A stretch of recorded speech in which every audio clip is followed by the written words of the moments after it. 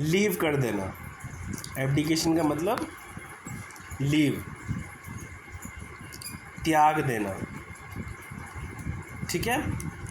Which means accountability is absolute. मतलब भाई delegation एक इम्पॉर्टेंट प्रोसेस है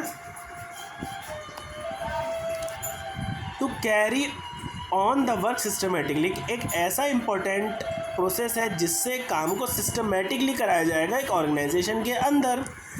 बट डेलीगेशन का मतलब ये नहीं है कि आपने आपकी जिम्मेदारियों से एब्डिकेशन कर दिया, मतलब लीव ले लिया, सुपीरियर ने सबॉर्डिनेट को रिस्पॉन्सिबिलिटी दे दी, अथॉरिटी दे दी। ये नहीं कि आप अपनी चीज़ से एब्डिकेट कर गए, आप अपनी चीज़ से एब्डिकेशन कर गए, मतलब लीव कर गए, आप बच गए।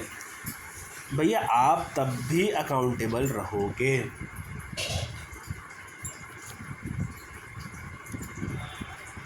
Accountability can never be passed and delegated. कह रहा आफ्टर क्रिएटिंग अकाउंटेबिलिटी होने के बाद subordinate on subordinate superior still remain accountable. कह रहा है आपने अकाउंटेबिलिटी तो दे दी सबॉर्डिनेट को, आप अकाउंटेबल हो गए किसी भी चीज़ के लिए, लेकिन इसका मतलब ये नहीं कि अब आप किसी चीज़ के लिए अकाउंटेबल नहीं रहोगे, आप भी उतने ही अकाउंटेबल रहोगे जितना आपका सबॉर्डिनेट है। एग्जाम्पल्स कह रहा है एक सेल्स मैनेजर है जिसने काम दिया, असाइन किया है, काम दिया है क्या कि हमारा टारगेट ये है, हमें एक महीने में 1000 यूनिट सेल करनी है। इस काम के लिए उसने क्या करा, डिवाइड करा इस काम को 5 सेल्समैन में, ठीक है, जो उसके अंडर काम कर रहे थे।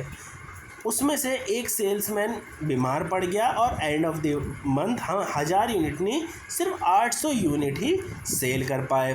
कह रहा है इस सिचुएशन के अंदर अकाउंटेबिलिटी जो है वो मैनेजर के लिए भी लाई करेगी,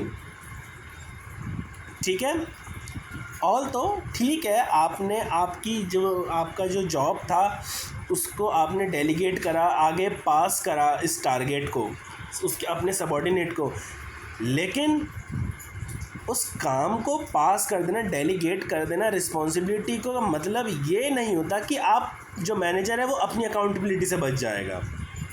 भाई वो खुद चेक करता ना, सुपरवाइज करता, टाइम टू टाइम देखता कि काम जो है वो सही डायरेक्शन में चल भी रहा है कि नहीं चल रहा है, टाइमली एक्शन लेता, ठीक है।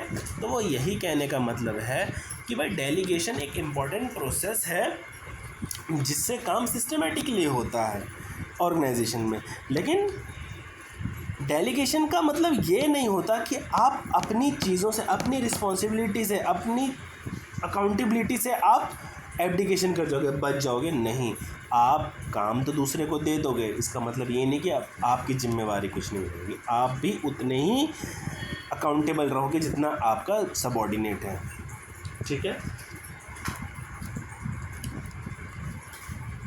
ये है ये चीज़, ये आपको पढ़नी है।